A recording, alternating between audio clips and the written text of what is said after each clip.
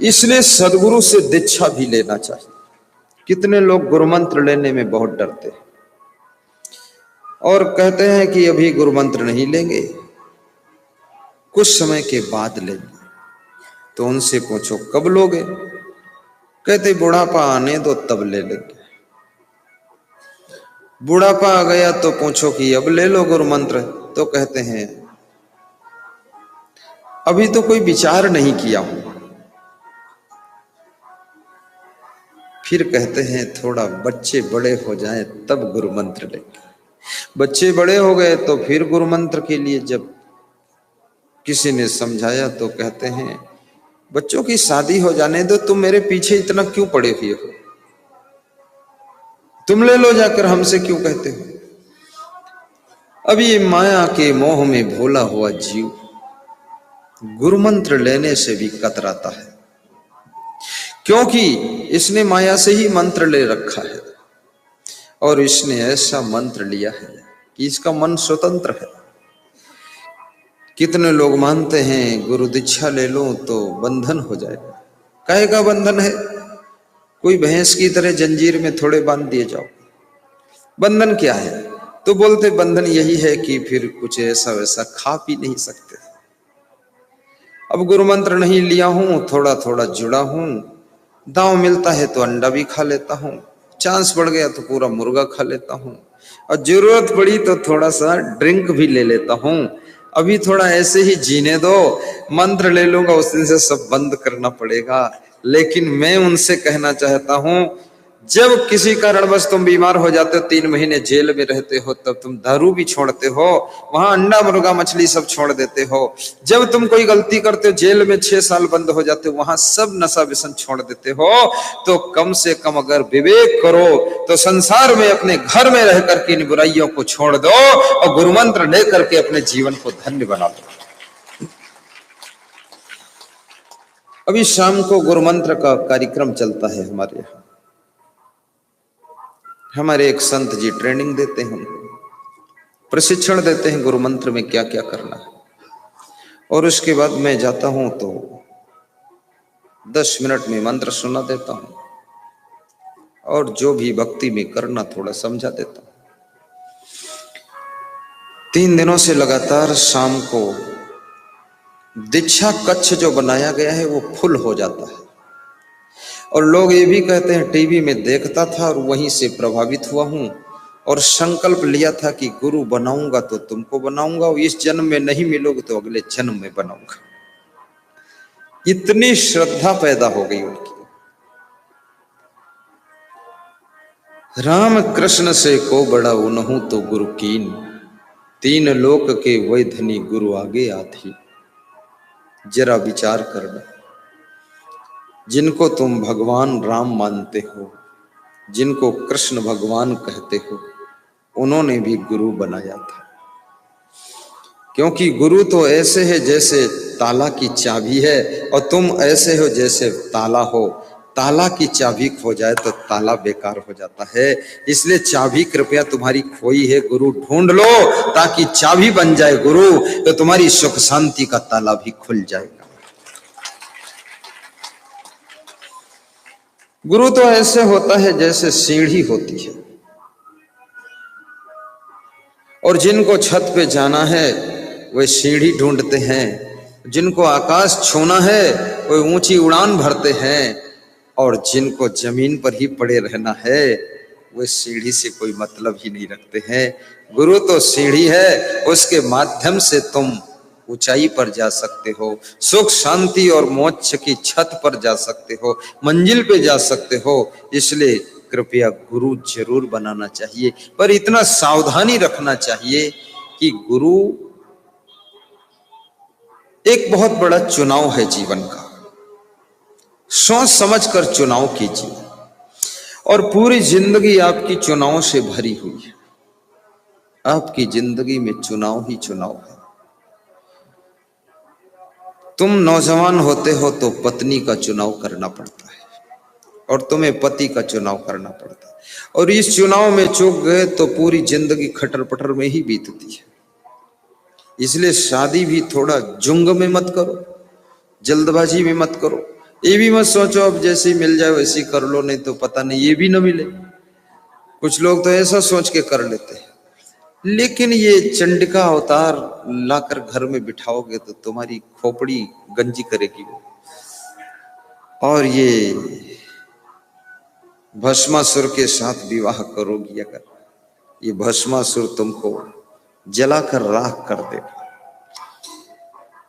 पति भी ऐसा हो जो गुणवान हो और चरित्रवान हो, कर्म योगी हो, आलसी ना। चेहरे से केवल सुंदर नहीं, चरित्र से भी सुंदर हो और स्वभाव से भी सुंदर हो। आजकल के नवयुवक ज्यादातर चेहरा देखकर ही विवाह करते हैं, इसलिए पूरे विश्व की लड़कियां अपना चेहरा सुधारने में लग गई।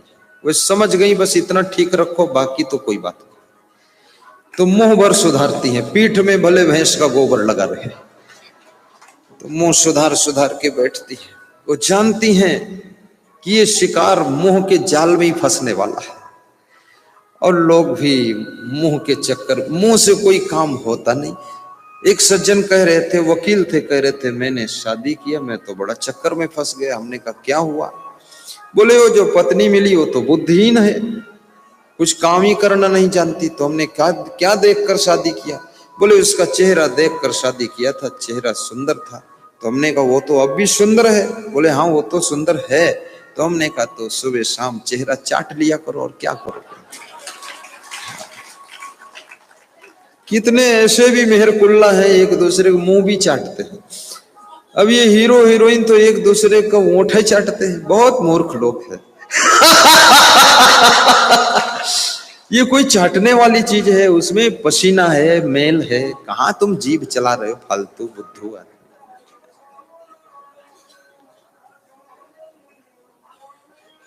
चाटना ही है तो खीर बनी हो खाओ, कटोरी में जो बचे उसको चाट चाट कर खा लो। भजिया हो, चटनी हो, उसे चाट लो। ये ओंठे चाट रहे हो, मुंह चाट रहे हो, गाल चाट रहे हो, कितना बुद्धिहीन लोग हैं।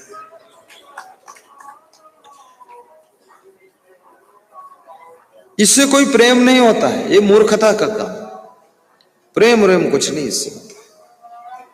प्रेम है तो लड़ाई क्यों करते हो फिर? प्रेम है तो शिकायतबाजी क्यों करते हो फिर? प्रेम है तो सेटिस्फाई क्यों नहीं हो? और प्रेम जब इतना है, तुम चाट ही रहे हो, तो भोजन क्यों बनाते हो? रोज एक दूसरे को चाट चाट कर आनंद लो, बस चाटते रहो। क्या प्रेम दिखाते हैं लोग? ये प्रेम नहीं, ये वासना है, ये मूढ़ता है, अज्ञानता है। पवित्र जीवन जियो तो पत्नी का चुनाव भी सोच समझकर करना, पति का चुनाव भी बहुत विचार कर करना। इसी तरह से आपकी जिंदगी में दामाद का चुनाव करने का अवसर आता है। तुम अपनी बेटी का विवाह करने के लिए निकलते हो तो दामाद का चुनाव करते हो। दामाद का चुनाव बड़ी सावधानी से करना, क्योंकि दामाद यदि सही नहीं है तो आपकी बेटी को सुख नहीं मिलेगा। और दामाद यदि गलत है, ऐसा वैसा खाना पीना करता है, तो याद रखना आपको एक फालतू टेंशन रोज मिलती रहेगी। इसलिए दामाद सुंदर स्वभाव का ढूंढो, गुणवान हो, शिक्षित भी हो, और दामाद को आसपास वालों से भी जांच भी कर लो।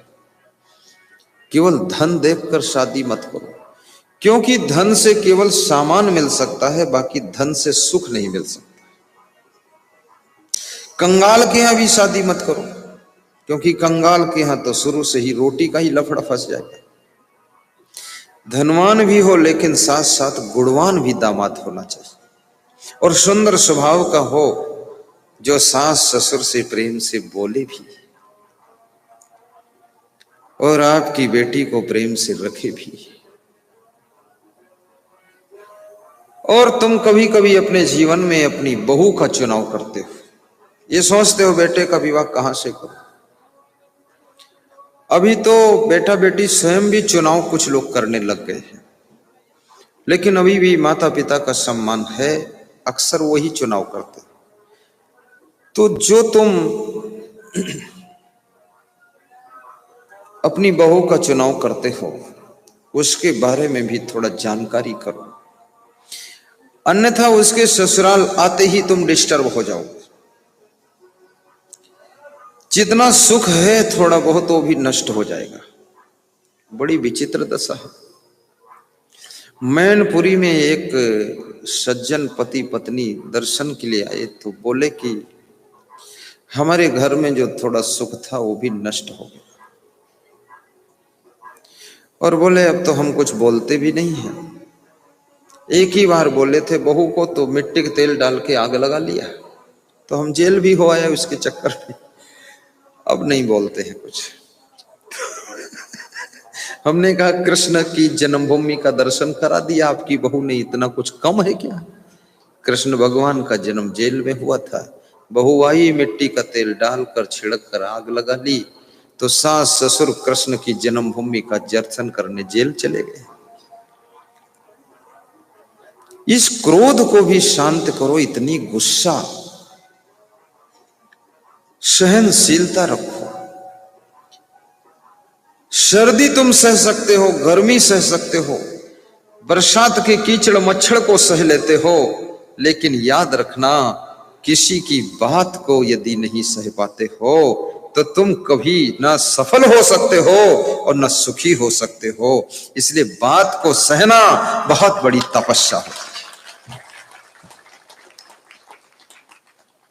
कभी भूल से तुम्हारी धर्म पत्नी के मुख से कोई ऐसी बात निकल जाए, गांठ बनाकर मत बैठ जाना, भूल जाओ। कभी उसका मन शांत हो तो कहा करो कि देवी जी इस तरह ना बोला करो, अंदर चोट लगती है। तुम्हारा पति कभी तुमको कुछ जोश में कह दे, शिकायत मत करना। कभी पति प्रसन्न हो तो कहना कि आपका ही सहारा है, इतना आप गाली देते हो, थोड़ा मन को दुख हो जाता है। और महीने में एक बार एक दूसरे से अपनी अपनी गलतियों की याद भी दिलाओ कि कोई गलती होती हो तो बताओ, हम सुधार करेंगे। जो सुधार करने के लिए तैयार है, आपको मैंने कल कथा सुनाई थी, सुधार, करेक्शन। जो करेक्शन करना चाहता है अपनी लाइफ में, जो डायरेक्शन चाहता है अपनी लाइफ में, वह व्यक्ति इतना सुंदर होता चला जाता है। जैसे वो आपको मैंने एक पेंटिंग की कथा सुनाई थी, उस बालक ने करेक्शन किया तो उसकी पेंटिंग 1000 की भी बिक गई थी।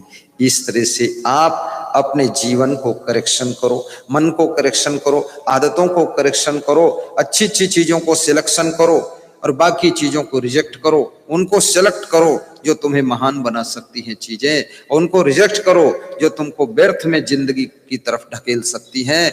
और याद रखना, आप अपने जीवन में कैसी भी समस्या हो, कैसा भी दुख हो, कभी घबराना मत, डरना मत। थोड़ा सा सो लेना, उठकर मुंह धोना, चाय पी लेना या कि थोड़ा दूध पीना और हंसना जोर से। तुम पाओगे कि जो वातावरण सुबह था वो अब नहीं रह गया है। बहुत जल्दी ओवर डूबा मत करो। किसी तुम्हारे परिजनों में, कुटुंबी जनों में खास की मृत्यु हो जाए तो भी घबराया ना करो, क्योंकि मृत्यु शाश्वत सत्य है, जगत का। यहां मरने के लिए ही तुम्हारा जन्म हुआ है। इस लोक का नाम ही मृत्यु लोक है, ये अमर लोक नहीं है। यहाँ फालतू प्रयास मत करो कि मैं अमर हो जाऊं, मरूं ना, मेरा बाप न मरे, मेरी पत्नी न मरे। तुम्हारा बाप कोई स्पेशल कंपनी से बनकर थोड़े आया है। सबके बाप मर गए, सबकी पत्नी मर गई। अब तुम्हारी पत्नी मर जाए, तुम पागल बनकर घूमो तो तुम अज्ञानी हो। एक एक करके सबको मरना है, लेकिन जब तक जिंदगी है तब तक अपनी पत्नी से भी कहा करो कि हम तुम दोनों साथ साथ मरेंगे तो ठीक है, क्योंकि तुम मर जाओगी तो बिना मरे ही हम मर जाएंगे। ऐसा कहो तो उसका दिल उत्साहित होगा, फिर दोनों साथ ही मर जाओगे। साथ में मरना होगा तो एक्सीडेंट ही होगा और कुछ नहीं। इसलिए साथ में मरने के लिए भी मत सोचा करो, अलग अलग मरो। एक्सीडेंट में कुचल जाओगे, जूझ जाओगे, खोपड़ी फट जाएगी, सेटिंग घर की बिगड़ जाएगी। अब पत्नी मर गई तो पति कम से कम परिवार की व्यवस्था को तो संभाल लेगा, फिर पति मर गया तो पत्नी संभाल लेगी, दोनों मर गए तो बेटे बहू संभाल लेंगे। सारे के सारे साथ में मरना चाहे तो इतना मोह क्यों करते हो? साथ में जन्म नहीं लिया हो, साथ में मरने की इरादा क्यों करते हो? अलग अलग मरो, नंबर से मरो, जब आपका नंबर है तब मरो, पहले से क्यों तैयार बैठे? कितने लोग मेरे से रिक्वेस्ट करने आते हैं कि कुछ ऐसा मंत्र पढ़ दो हम पति पत्नी साथ में चले जाए।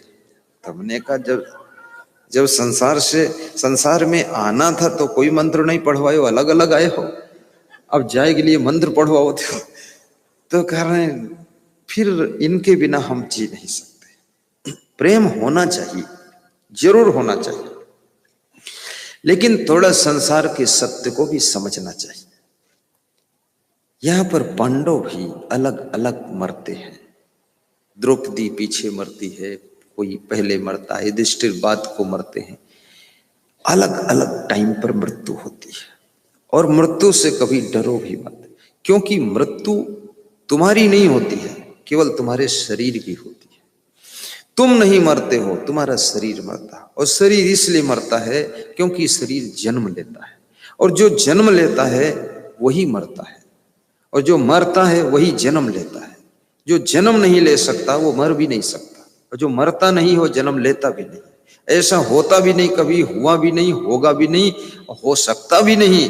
कृष्ण कहते हैं न जायते मृते व कदाचिन नायम भूत्वा भविता व न भूया अजो नित्यः शास्तो अयम पुराणो न हन्यते हन्यमाने शरीरे आशांस जीर्णानि यथा विहाय नवानि गृह्णाति नरोपराणि तथा शरीराणि विहाय जीर्णानि अन्यानि संयाति नवानि देहि नैनम छिन्दन्त शस्त्राणि नैनम दहत पावका न चैनम क्लेद्यन्त्यापो न शोष्यति मारुता। श्रीमद् भगवत गीता का अध्याय 16। कृष्ण कहते हैं कि जिसका कभी जन्म हुआ नहीं, होता भी नहीं, हो सकता भी नहीं, जिसकी मृत्यु कभी नहीं होती है, जो मर सकता नहीं, जो मरता नहीं, जो कभी मरा भी नहीं और आगे मरेगा भी नहीं, जो शाश्वत है, जो अमर है, अजर है, और शरीर के मरने से भी जो मरता नहीं, शरीर के नाश होने से जिसका नाश होता नहीं, उस परम तत्व का नाम आत्मा है। और वही तुम अविनाशी अमर आत्मा हो। तुम मृत्यु से क्यों डरते हो? ये तो केवल शरीर बदलेगा, तुम तो वही रहोगे, इसलिए घबराया न करो। पुरानी गाड़ी कोई तुम्हारी चेंज करके नई गाड़ी देने आए तो तुम धन्यवाद भी देते हो, चाय भी पिलाते हो। ये मौत तुम्हारे पुराने शरीर को चेंज करके नया शरीर देती है, तो मृत्यु का भी अभिनंदन करो कि धन्य हो मृत्यु देवी, थोड़ा जल्दी आना, बहुत खटारा ना हो जाए मेरा शरीर। और इस संसार में बहुत लंबा जीने से भी कोई बहुत फायदा नहीं है। आप सोचो कि हम 150 वर्ष जिए तो कुछ बहुत बड़ा हम फायदा उठा लेंगे, कुछ नहीं फायदा वायदा। ज्यादा लंबा जीने से बहुत बीमारियां आएंगी, शरीर में रोग बहुत आएंगे, उठ नहीं पाओगे, बैठ नहीं पाओगे, चल नहीं पाओगे, सांस लेना मुश्किल होगा, देख नहीं पाओगे, सुन नहीं पाओगे। इसलिए कहते हैं कम जियो लेकिन अच्छा जियो। मंदिर छोटा बनाओ पर पूजा अच्छी करो, ताजिया छोटा लाओ, गम अच्छी करो, प्रोग्राम कम दिन करो लेकिन व्यवस्था टाप की करो, प्रचार अच्छा करो। तुम कहते हो 1 महीना का प्रोग्राम आपका रखूंगा, जो 1 महीने में काम हो सकता है उस काम को 5 दिन में फाइनल करो, समय की बचत करो और दूसरों को भी जीने का मौका दो। अगर तुम सीट खाली नहीं करोगे तो पीछे से और आत्माएं आने वाली, वो कहां रहेंगी? आगे बढ़ो महाराज, सीट खाली करो, रिटायरमेंट हो गया जाओ। लेकिन इसका अर्थ ये भी नहीं कि तुम मरने के लिए कुछ प्रयास करो, आत्महत्या करो। नहीं नहीं, आत्महत्या नहीं करना है। वृद्धावस्था अगर आ जाए, शरीर कमजोर हो जाए, तो एक काम बस करना, भोजन बहुत कम खाना, थोड़ा लिक्विड पीना, फलों का रस ले लेना, सुबह सुबह ठंडा करे तो थोड़ा उसे गर्म करके लेना। और आज हमारे भक्त श्री जगदीश भाई पटेल बता रहे थे, एक बड़ी अच्छी बात बताई उन्होंने। कहा अदरक जो होती है, को बड़ा अदरक जो सूखने पर सोंठ बोलते हैं, कि नहीं ऐसे अदरक, अदरक को थोड़ा कुचल डालिए, पानी में डाल दीजिए और खौला दीजिए उस पानी को, फिर छान लीजिए और गर्म थर्मस में रख लीजिए जिसमें गर्म रहता है, और उसमें का पानी थोड़ा निकालिए और थोड़ा ठंडा पानी डालिए और पीने योग्य बना लीजिए, और फिर उसको ऐसे पीजिए, चुस्की लेकर चाय जैसे पीजिए। फिर आपके शरीर की जितनी सर्दी है, खांसी है, जुखाम है, गले की खरखराहट है, फेफड़ों की गड़बड़ी है और शरीर में सुस्ती है, दर्द है, वो सब निकाल देगी। आज उन्होंने बताया मेरे साथ परिक्रमा करते समय, तो मैंने आज तुरंत प्रयोग किया उसका। सुबह भी 1 गिलास पिया, दोपहर में 1 गिलास पिया, तो खांसी लापता हो गई। नहीं थोड़ा खांसी आ जाती थी ना, तो घर का वैद्य बैठा था पर बताता ही नहीं था। हाँ, फ्री की दवा हो गई। लेकिन इसका अर्थ ये भी नहीं कि 1 किलो अदरक कूटो और फिर डाल के इतनी पियो कि तुम बीमार हो जाओ। मात्रा भी कम रखना, बहुत ज्यादा नहीं। सुबह शाम लेना, बीच में नॉर्मल पानी पी लेना, कोई हर्ज नहीं, केवल सुबह शाम। अदरक तुम्हारा मित्र है, और सुबह पपीता खा लो तो शास्त्रों में लिखा हुआ है, यस्य पिता नास्ति तस्य पिता पपीता। जिसका पिता नहीं है उसका पिता पपीता है। कमाल हो गया, पपीता ने इतना ऊंचा स्थान प्राप्त किया कि तुम्हारा पिता बन गया। यस्य पिता नास्ति तस्य पिता पपीता। पिता ना हो तो पपीता को पिता मान लो, पपीता खा लो, पिताजी है। पपीता खाने से पिता क्या करता है? पिता भी तुम्हारे पेट को भरण पोषण करता है। ये पपीता पेट में पहुंचने के बाद पेट को पूरा कंप्लीट करता है, सारे रोग खत्म करता पेट के, इसलिए पपीता को पिता का स्थान दिया गया। इसलिए याद रखना, कभी कभी देशी पपीता खाया करो, सुबह सुबह खाली पेट में। हल्का नमक डाल सकते हो। स्वास्थ्य का हमेशा ध्यान रखो, और ज्यादा बूढ़े होने लग जाओ तो थोड़ा हल्का हल्का व्यायाम भी किया करो, ऐसे ऐसे कुछ करो। बैठे मत रहो, लार टपकाते मत रहो। दांत मुंह में हो ना हो, लेकिन हा हा हा हा हंसा भी करो बुढ़ापे में। अब क्या लफड़ा, तो बात खत्म हो गई। और तुम्हारी जो डोकरी है, पत्नी है, उसको बुला लिया करो कि आइए एक बार हंसी हो जाए, मेरी याद कर लिया करो। मारो ठहाका बुढ़ापे में। बेटे बहू सोचे क्या खजाना है इनके पास, क्यों हंसते हैं? तो बता दो, माल तो बहुत है, जो सेवा करेगा उसी को मिलेगा। ऐसा भी करो।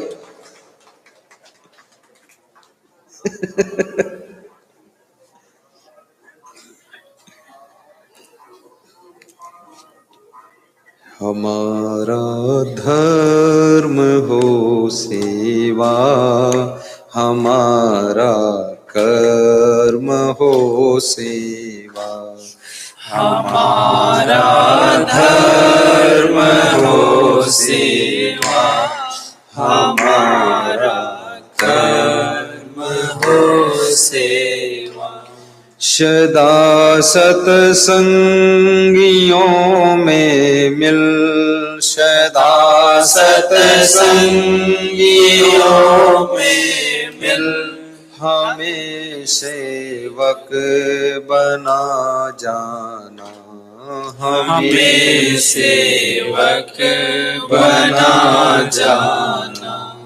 हमारे ध्यान में आकर प्रभु जी आँखों में बस जाना, हमारे ध्यान में आकर प्रभु जी आँखों में बस जाना। गुरु जी आँखों में बस जाना, प्रभु जी आँखों में बस जाना। अपने घर में कहीं भी रहो, अपने को सेवक समझकर रहो कि प्रकृति की ओर से जो मुझे योग्यता मिली है, उस योग्यता का प्रयोग सेवा में कर देना है। कुछ देश के लिए भी करना है, कुछ धर्म के लिए करना है, और कुछ अपनी फैमिली के लिए करना है, कुछ गरीबों के लिए करना है, कुछ गौ माता के लिए भी करना है। गाय की सेवा, और सेवा का बड़ा महत्वपूर्ण स्थान है। सेवा का फल वंचित नहीं होता है। सेवा कभी भी करो, कहीं भी करो, कैसी भी करो। जैसे आज हमारे पास में एक रामचंद्र प्रजापति आए थे, श्री सावित्री देवी, श्रीमती सावित्री देवी प्रजापति उनकी पत्नी, नमकीन का काम करते हैं, उनका नमकीन का व्यापार है, महाराष्ट्र नांदेड़ से है। तो उनके मन में भाव ऐसा जग रहा था कि यहाँ एक दिन भंडारा कर दूं, क्या कर दूं, कि ना कर दूं, कि कितना कर दूं, कि आधा कर दूं, कि चौथाई कर दूं, कि पूरा कर दूं, कि बिल्कुल ना कर दूं। ऐसा मन में चल रहा था। तो हमारे संत जी से पूछा कि एक दिन का खर्चा कितना आता है। टटोल रहे थे कि अगर हिम्मत पड़े तो कर दो। तो मैंने उनसे कहा तुम कर दो, जो कम पड़ेगा वो हम कर देंगे साथ में, पर तुम कर दो। तो उन्होंने कहा कि एक दिन का हम बोल दिए करेंगे भंडारा। कल उनकी तरफ से भंडारा हो जाएगा, उनकी तरफ से। कितनी बड़ी बात है ये। अभी 2 दिनों से भंडारा जगदीश भाई पटेल का चल रहा है, कल उनका भंडारा होगा। कितने लोगों ने अपना नाश्ता भी रखा है कि नाश्ता भी कराऊंगा। ये है रामचंद्र प्रजापति, खड़े हो जाओ। और ये है सावित्री देवी प्रजापति, खड़ी हो जाओ। दोनों पति पत्नी पास पास बैठे हैं। तुम ऐसी मरी मराई ताली बजाते हो ना, भंडारा वंडारा कुछ नहीं होने वाला।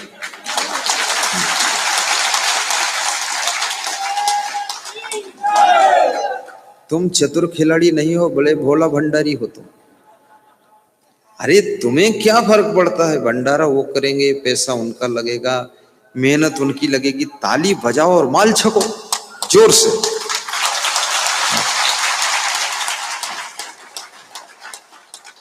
अब हो जाएगा भंडारा। ऐसे होशियार बना करो तो खूब ताली बजाया करो, और ज्यादा होशियार बनो तो उनको एक माला भी पहना दिया करो।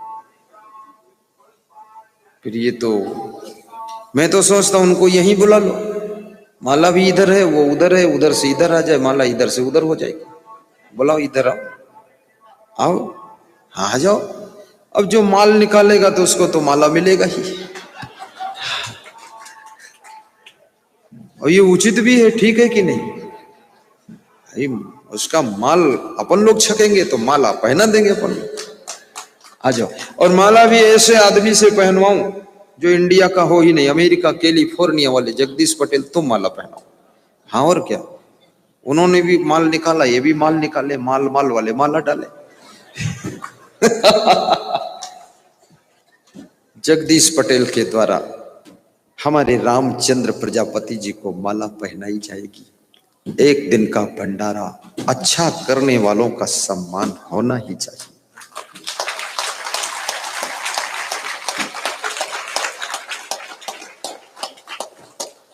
और मैं चाहूंगा कि मेरे रामचंद्र जी भी हमारे इस भगत को माला पहनाते तो अच्छा है, क्योंकि ये भी तो भंडारा किया है। लो पकड़ो। हाँ, दोनों का बराबर बैलेंस। जोर से ताली बजाओ तो। और बजाते रहो जब तक मना न करें। जोर से हंसो भी, हा हा हा हा हा। बस ऐसे, बस जितना हंसोगे तो कल खीर पिला देंगे एक एक कमंडल। ठीक है, उसको बुलाओ। ले सावित्री, फूल ले ले, फूल दे तो सावित्री। क्या आनंद आ गया। ठीक, माला पहने बैठे रहना, निकालना मत। बैठो, ठाठ से बैठो। ठीक है, चलो, आनंद आ गया।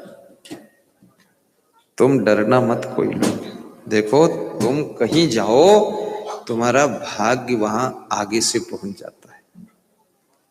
अब मेरे को भी उनसे परिचय कोई नहीं है, कभी नहीं, अभी हुआ है। अब ये हम यहां आए और तुम सब लोग आए, तुम्हारे भाग्य से वो आ गए, ऐसा मामला है सिस्टम।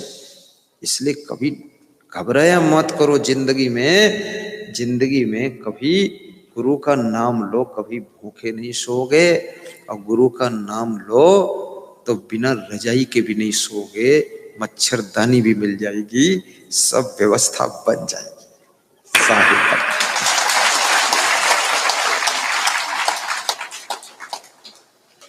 बह दो प्रेम की सरिता, दिलों में प्यार का सागर। बहा दो प्रेम की सरिता, दिलों में प्यार का सागर। मैं आश्चर्य में पड़ गया। क्यों? क्योंकि इतना किनारे कैंप है ये, सेक्टर 17 लास्ट सेक्टर है, बहुत दूर है और आने में लोगों को बड़ा कष्ट हुआ है। लेकिन मैं सोचता हूं ये सत्संग में इतना बड़ा मंडप कैसे फुल हो जाता है। शुरू में मैं सोचा यहां कोई आएगा नहीं। हमारे प्रबंधक जी ने फोन किया कि उम्मीद तो नहीं है इतनी दूर कोई आए। तो मैंने कहा कि जहां शकर का कण पड़ा होता तो चींटी आ जाती है।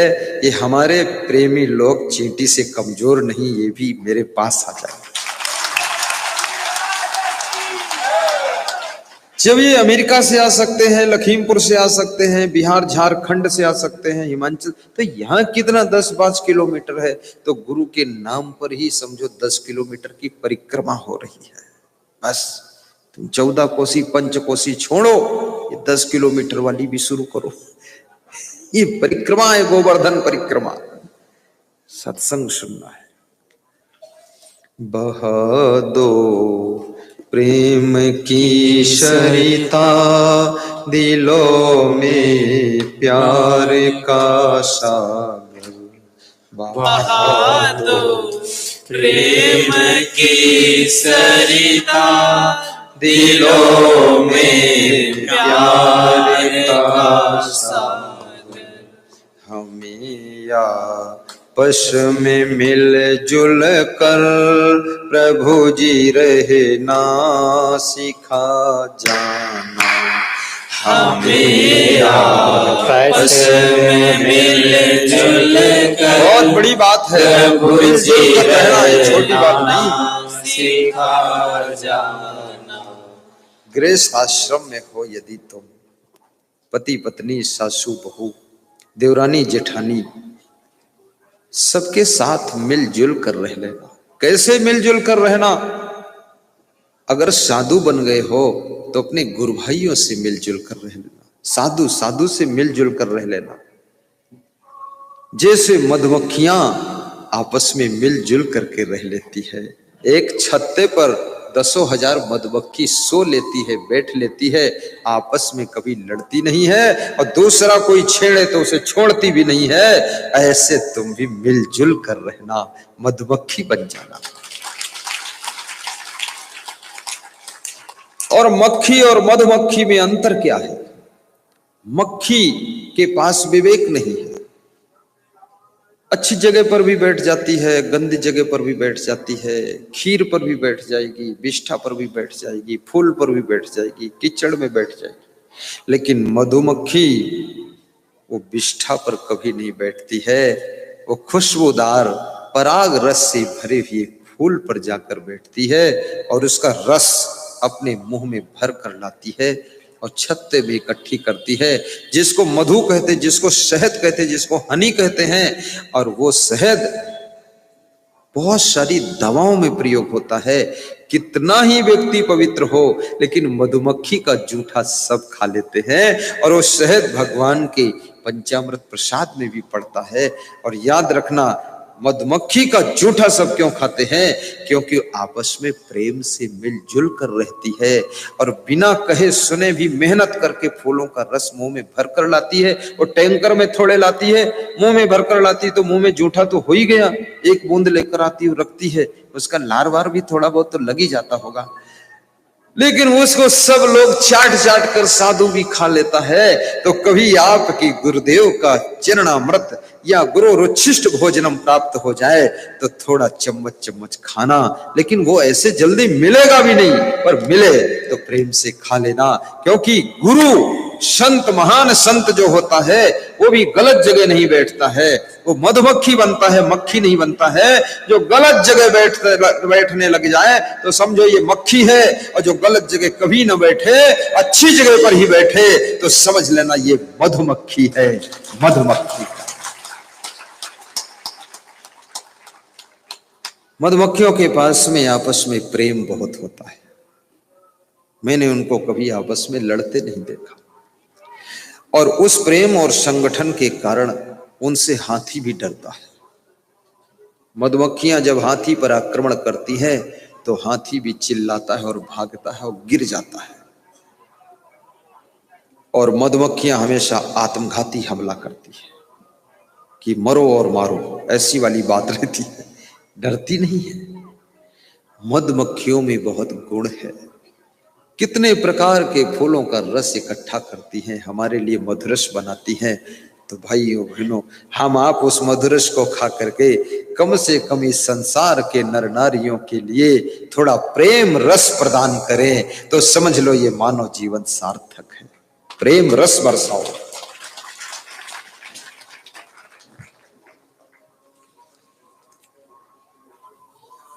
प्रेम का बड़ा महत्वपूर्ण स्थान है जीवन में। जिसको प्रेम नहीं मिलता है वो उदास होने लग जाता है, और जिसको बिल्कुल प्रेम नहीं मिलता वो निराश हो जाता है, और जिसको प्रेम खूब मिलता है उसका उत्साह बढ़ता है। इसलिए आप अपने घर के सदस्यों से भी प्रेम किया करो ताकि उनका उत्साह बढ़े, वो निराश ना हो,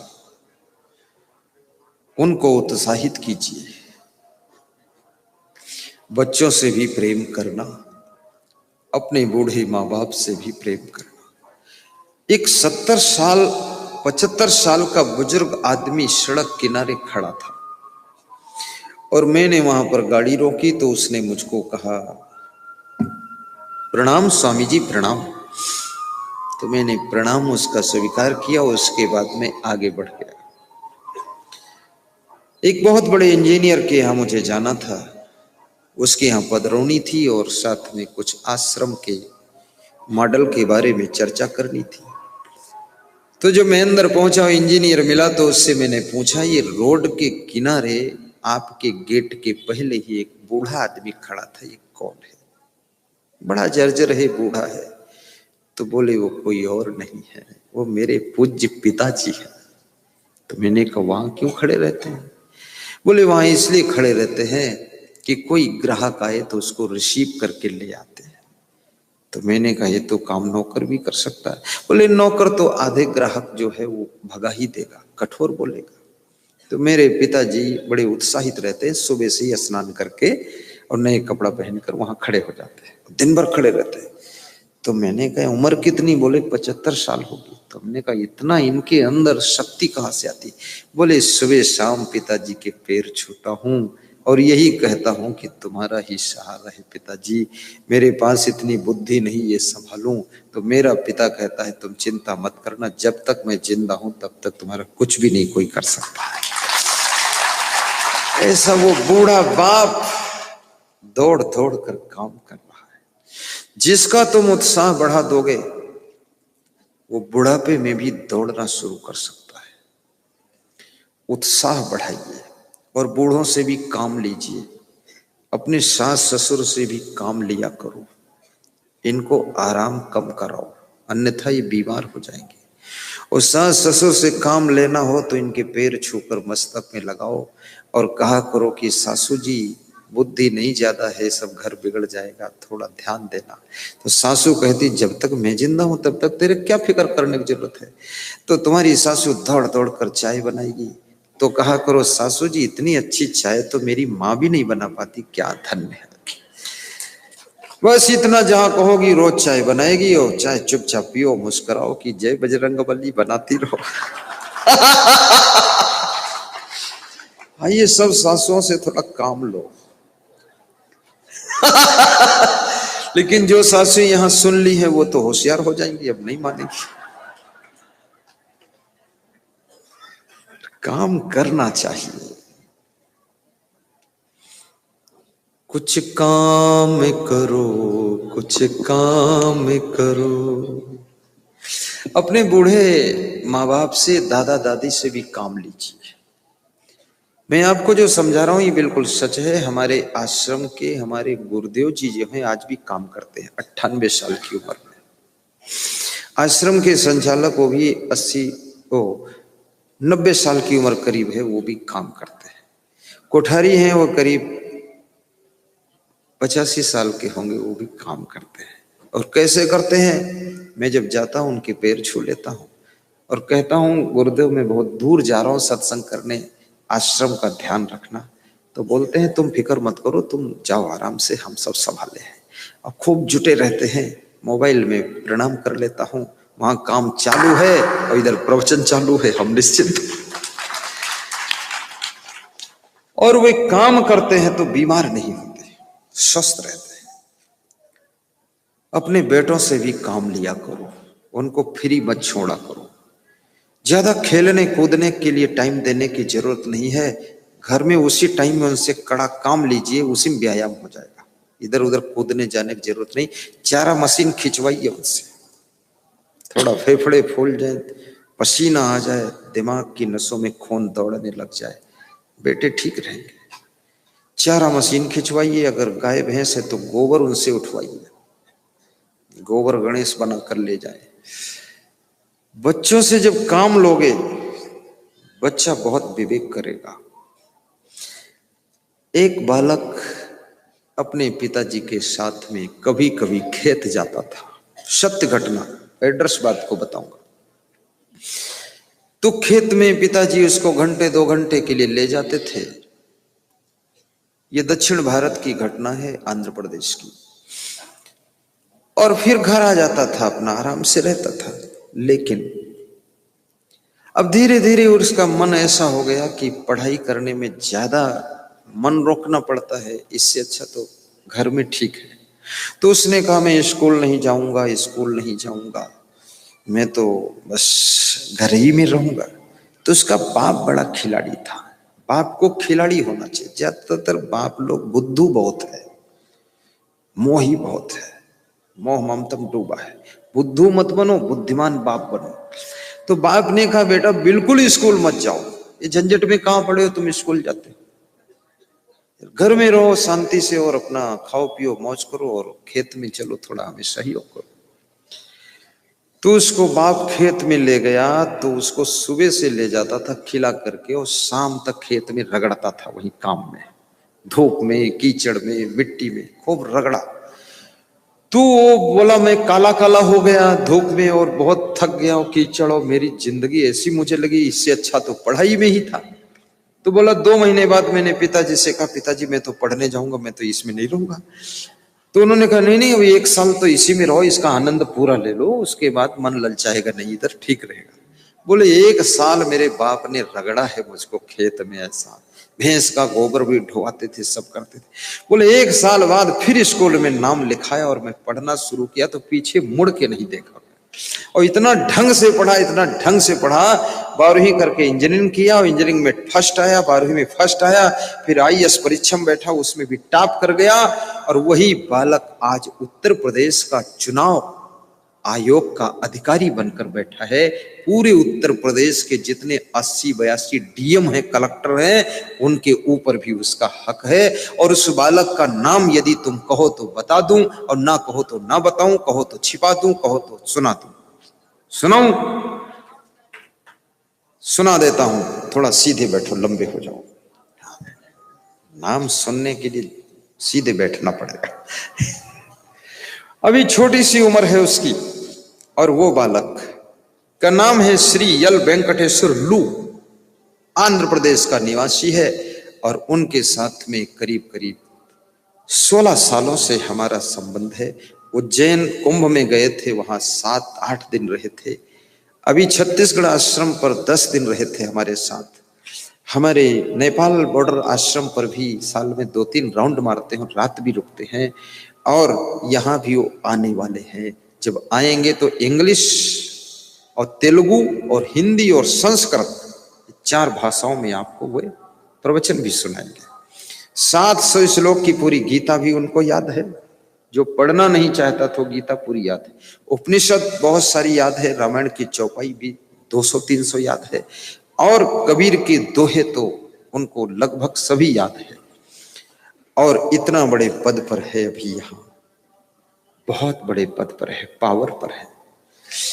लखीमपुर कलेक्टर रहे, झांसी में कमिश्नर रहे, उरई जालौन में कलेक्टर रहे, सिद्धार्थनगर जिले में कलेक्टर रहे, अब कमिश्नर है इस समय। बहुत बड़ा पद है चुनाव का। याद रखना, तुम्हारे अंदर बहुत कुछ करने की सामर्थ्य है, लेकिन तुम करना चाहोगे तभी कर सकोगे। यदि करना ही नहीं चाहते तो कर भी नहीं सकते हो। बहुत सारी प्रतिभाएं, बहुत सारे बुद्धिमान लोग भी साधारण बन करके जिंदगी बिता रहे हैं, क्योंकि करने का संकल्प उनका नहीं था। अगर करने का संकल्प ले लो, तुम आज भी साधारण से असाधारण की ऊंचाइयों को छू सकते हो।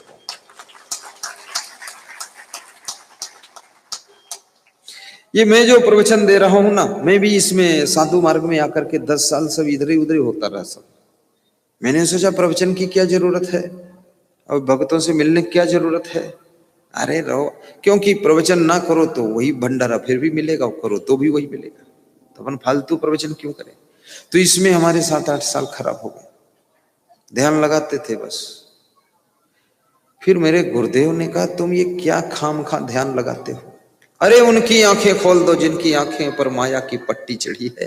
तुम प्रवचन सुनाओ अंधाधुंध, तुम्हारी वाणी से करोड़ों लोगों का सुधार होगा। कहां तुम सुस्त बैठे रहते हो। तो मैंने कहा ठीक गुरुदेव, लगाता हूं नंबर। चालू किया तब से बहुत सारे लोगों का समय तो ऐसे ही व्यर्थ चला जाता है। समय को गंवाना मत। जब तक सो चुके, लेकिन अब जाग चुके हो तो अब एक एक मिनट का सदुपयोग करना। Importance of the 1 minute in life. आपकी जिंदगी में 1 मिनट का भी बड़ा महत्वपूर्ण स्थान है। इसकी इंपॉर्टेंट टाइम को समझो तो जरा। खाने पीने सोने इसमें टाइम को बर्बाद मत करो। 1-1 घंटे स्नान भी मत किया करो, थोड़ा जल्दी नहाया करो, और जल्दी सोया भी करो फटाफट, और जल्दी से उठ भी जाया करो। और पैदल कहीं जाना तो फटाफट तेज भी चल दिया करो। अब गाड़ी चलाया करो, थोड़ा शांति से चलाया करो, उसमें ज्यादा जल्दी मत किया करो। और कोई कार्य करना है, भोजन बनाना है, उसको भी फटाफट बनाओ। बर्तन मांजना फटाफट मांजो। कितनी महिलाएं तो कटोरी मांजने के लिए बैठती, थाली मांजने के लिए तो थाली से पूछती ही मांजू कि ना मांजू। कटोरी से पूछती, कटोरी दो भी तू मेरे माथे क्यों पड़ती है, कोई और तेरे को मांजे। अरे ये मत कर, जल्दी से मांज दे। जिंदगी का ये आवश्यक कार्य है, मांजना, धोना, झाड़ू झाड़ू, पोछा लगाना, बिस्तर सेट करना, अपने घर मकान को ठीक ठाक रखना, अपने घर में मेहमानों का स्वागत करना। और करना क्या है जिंदगी में, यही तो करना है। और इसको करने में आलस्य कभी मत कीजिए, दौड़ दौड़ करके काम कीजिए, तो बीमार भी नहीं होगे। और आपका द्वार याद रखना, वो तो द्वार नहीं, वो तो भक्ति का दरबार होगा। आपका द्वार भक्ति का दरबार होगा।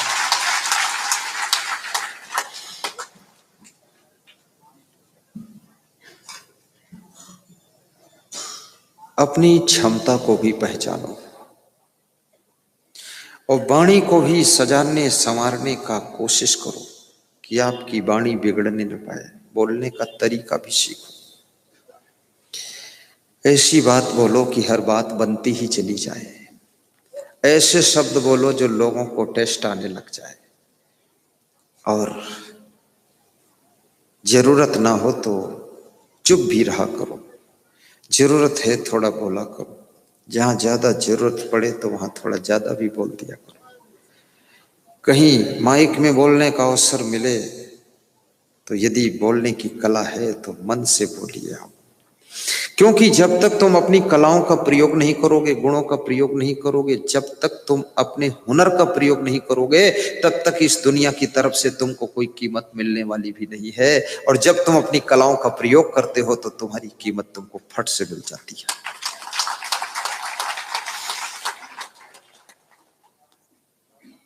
एक राजा किसी मेले में हाथी पर बैठ करके जा रहा था। पुरानी कथा है।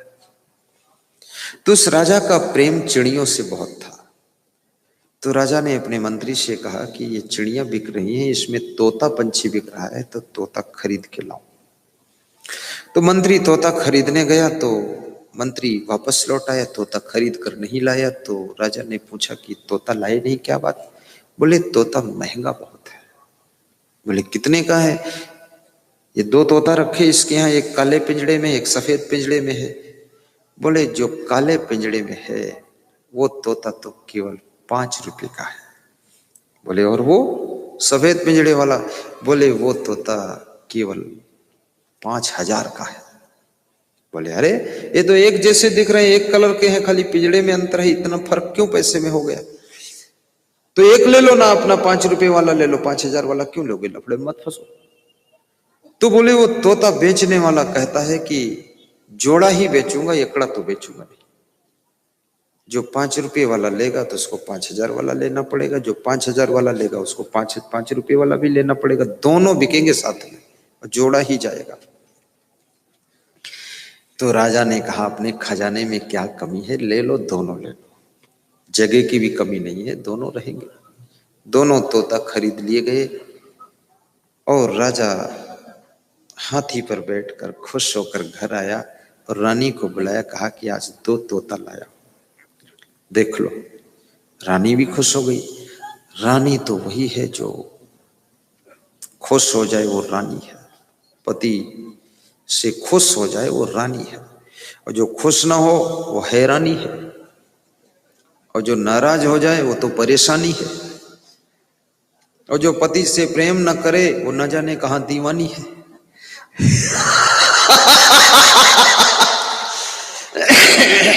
बहुत मजे की बात है। सब जोड़ में जोड़ लगा दूंगा, जोड़ का कोई तोड़ ही नहीं। अभी भी लोग हंस रहे हैं क्योंकि सबका अनुभव सत्य है ये बात।